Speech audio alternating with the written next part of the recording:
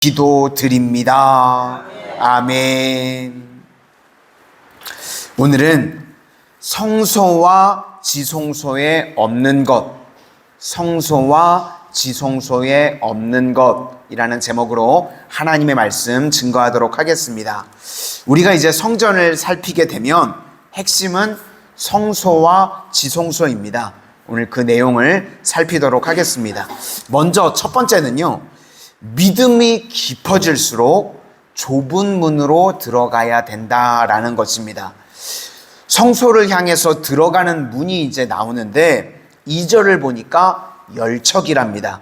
그러니까 문이 정사각형으로 5m 문입니다. 그러니까 밖에서 성소로 들어갈 때는 문이 5m. 그런데 이제 3절을 보니까 지성소로 들어가는 문은 6척이라고 그러니까요 3m입니다. 그러니까 더 깊이 들어가면 들어갈수록 문이 좁아지고 있습니다. 무슨 뜻인가? 신앙의 깊이가 깊어지면 깊어질수록 좁은 문으로 들어가야 된다는 것입니다. 예수님께서도요, 산상수훈에서 마태복음 7장 13절 말씀에 이렇게 우리에게 말씀하십니다. 좁은 문으로 들어가라. 멸망으로 인도하는 문은 크고 그 길이 넓어 그리로 들어가는 자가 많고 생명으로 인도하는 문은 좁고 길이 협착하여 찾는 자가 적음이라. 그러므로 우리는 날마다 좁은 문 들어가기를 힘쓰라라는 것입니다.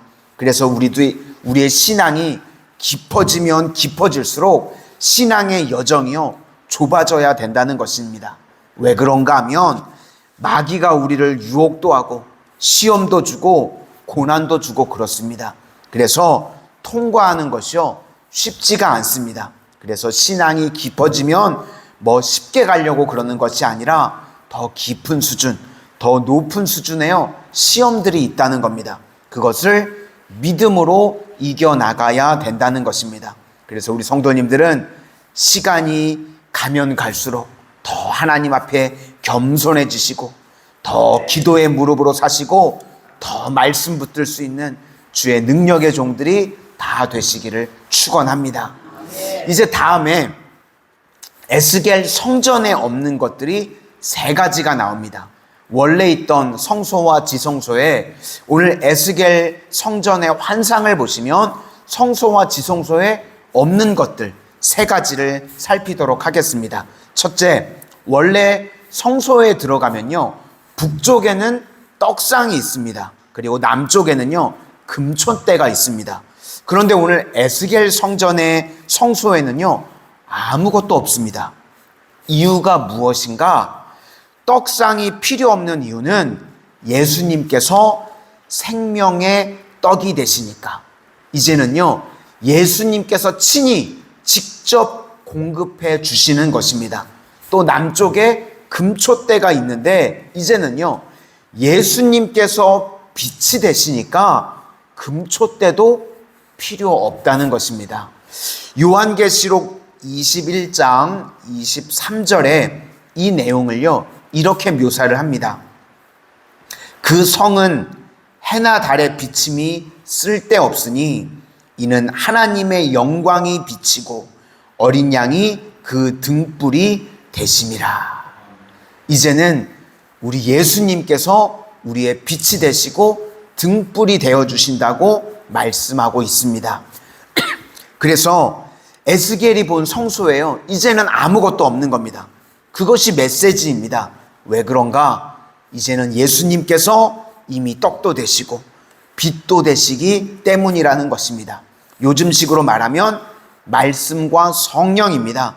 우리가 주님을 만나기 위해서 필요한 것이 말씀과 성령이 꼭 필요한데 그게 바로 성소적인 삶이라는 것입니다. 두 번째는 이제 뭐가 없어졌는가? 성소와 지성소를 들어갈 때 원래는 휘장이 있습니다. 그렇죠? 그런데 이제는요 휘장이 없습니다. 왜 그런가? 예수님께서 휘장을 다 찢으셨기 때문에 그렇다는 것입니다. 마태복음 27장 51절을 보니까 이에 성소 휘장이 위로부터 아래까지 찢어져 둘이 되고. 그러니까 이 휘장이요, 십자가에서 다 찢어지신 겁니다. 그렇죠? 그게 바로 예수님의 육체죠. 예수님의 육체가 십자가에서 찢어주심으로 성소의 휘장이 다 찢어지게 되었습니다.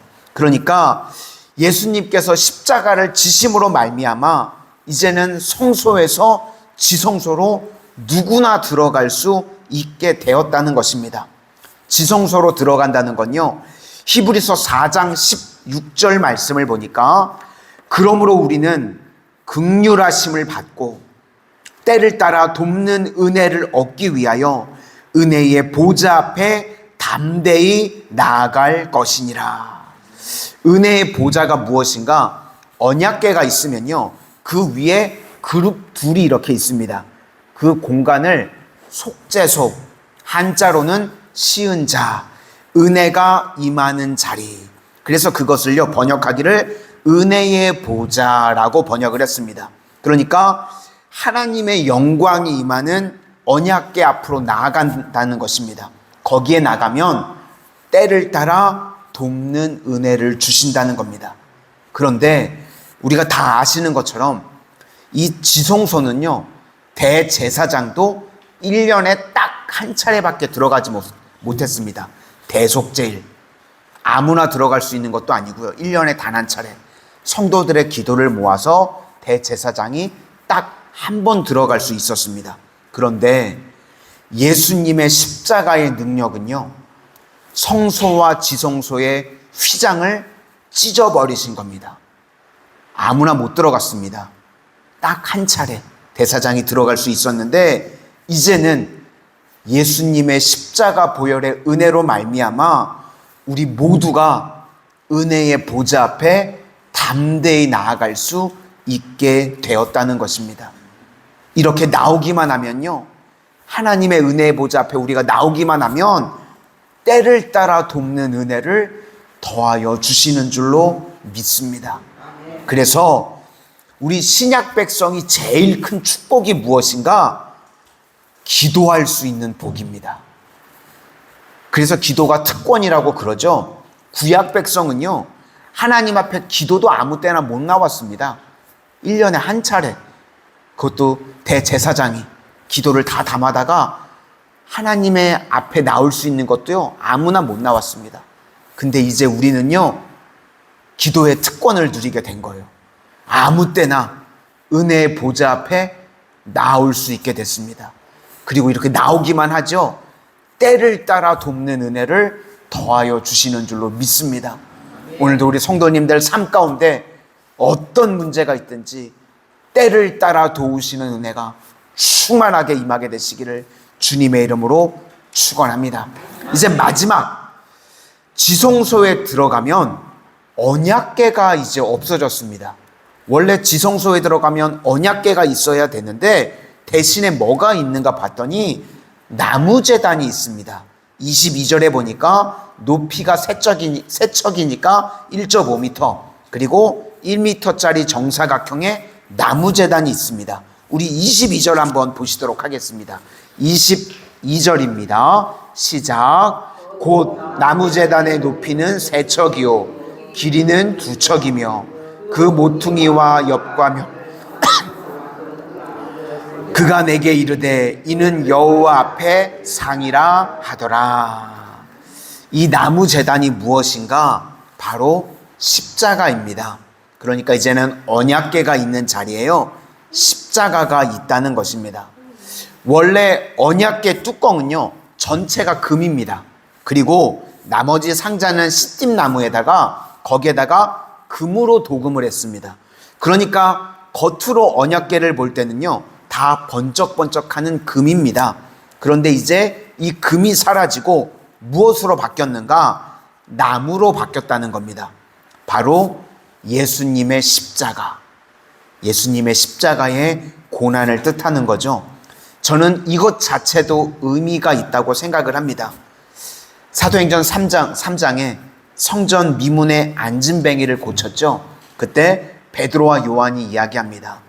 은과 금은 내게 없거니와 이제는 나사렛 예수 그리스도의 이름의 능력이 있다는 것입니다. 십자가의 능력인 줄로 믿습니다. 오늘도 우리 성도님들 지성소에서 예수님의 십자가를 만나게 되시기를 바랍니다. 은과 금이 아니라 나사렛 예수 그리스도의 이름의 능력으로 말미암아 우리 성도님들의 삶의 건강도 회복되어지고 사업의 길도 찾고 우리 자녀들 만남의 축복도 임하게 되고 가정에 무너졌던 것들이 회복되어지는 은혜의 역사가 예수 그리스도의 이름의 능력으로 말미암아 증거되고 체험되시기를 주의 이름으로 축원합니다. 기도하겠습니다.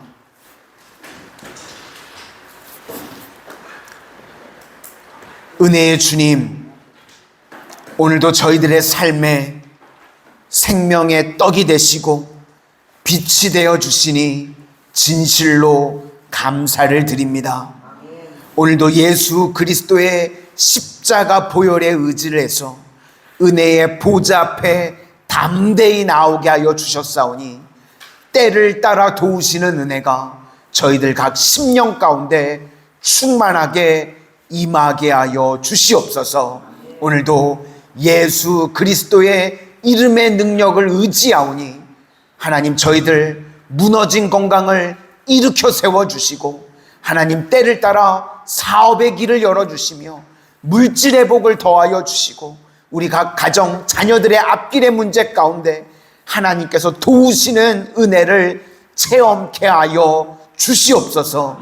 오늘도 어떠한 문제를 가지고 주님 앞에 나왔든지 때를 따라 도우심으로 말미암아 하나님 문제들이 회복되어지고 고침받고 응답받음의 역사가 우리 성도님들 모든 삶 가운데 충만하게 임하게 하여 주시옵소서. 예수님 이름으로 기도드립니다. 아멘.